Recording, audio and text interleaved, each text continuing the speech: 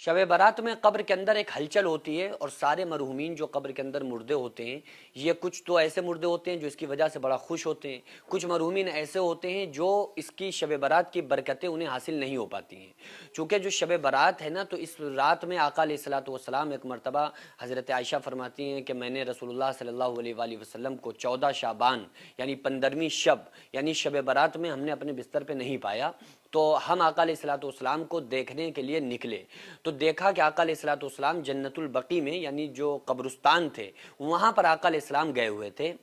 اور آقا علیہ السلام ان مرحومین کے لیے دعا کر رہے تھے، دعائے خیر فرما رہے تھے، دعائے مغفرت کر رہے تھے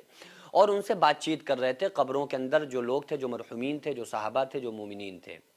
آقا علیہ السلام فرما رہے تھے کہ تم ہم سے پہلے یہاں سے چلے گئے، اس دنیا سے رخصت ہو گئے، ان قریب ہم بھی آ کر تم سے ملاقات کریں گے، ملیں گے۔ تو حضرت عائشہ کو جب آقا علیہ السلام نے دیکھا تو فرمایا کہ عائشہ تم یہاں کیسے؟ تو کہا یا رسول اللہ صلی اللہ علیہ وآلہ وسلم میں رات اٹھی، میں نے اپنے بستر پر دیکھا تو بستر خالی تھا، میں نے آپ کو نہ پایا تو میں پریشان ہو گئی، تو آپ کو ڈھونڈتی ہوئی نکل آئی۔ تو آقا علیہ السلام نے فرمایا کہ اس رات میں اللہ تبارک و تعالیٰ بندوں کی تقدیر کے فیصلے فرماتا ہے۔ فیصلے کیا؟ تقدیر تو 50,000 سال پہلے بندے کے پیدا ہونے سے 50,000 سال پہلے اللہ نے تقدیر لکھ دی تھی،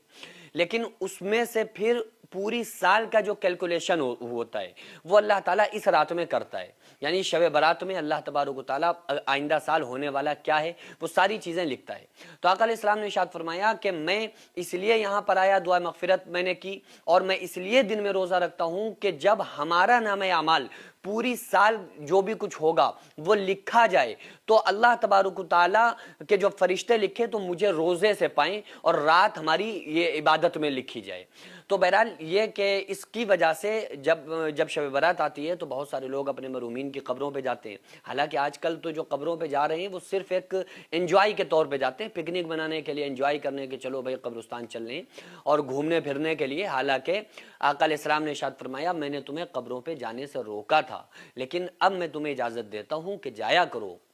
کیوں؟ کیونکہ اس سے آخرت کی یاد آتی ہے، دنیا سے بیزاری ہوتی ہے۔ تو جب ہم قبر پہ جائیں نا تو اس سے مردے کا تو یہ فائدہ ہوتا ہے کہ اگر ہم نے اس کو پڑھ کے بخش دیا تو اس کو ثواب مل گیا، لیکن قبر پہ جانے سے زندوں کا بھی فائدہ ہوتا ہے۔ وہ زندوں کا فائدہ کیا ہے جو آقا علیہ السلام نے بیان فرما دیا کہ تمہیں قبر پہ جب جاؤ گے تو آخرت کی یاد آئے گی، دنیا سے بیزاری ہوگی۔ تو ایک جو آخرت کی یاد آنے والا جو کانسیپٹ ہے یہ تو ہماری زندگیوں سے ختم ہو چکا ہے، کیونکہ ہم قبر پہ جاتے ہیں تو صرف انجوائے کرنے کے لیے جاتے ہیں، گھومنے کے لیے جاتے ہیں، ٹولی بنا کے لڑکوں کی پوری جماعت جاتی ہے۔ تو اس لیے اچھی طرح سے سمجھ لو کہ شب برات کو ہم ضائع نہ کریں، بلکہ رسول اللہ صلی اللہ علیہ وآلہ وسلم نے جو طریقہ بتایا ہے، جو اسلام نے ہمیں اعمال بتائے ہیں، ان کے مطابق ہم زندگی کو گزاریں۔ تو اگر ہم اپنے مرحومین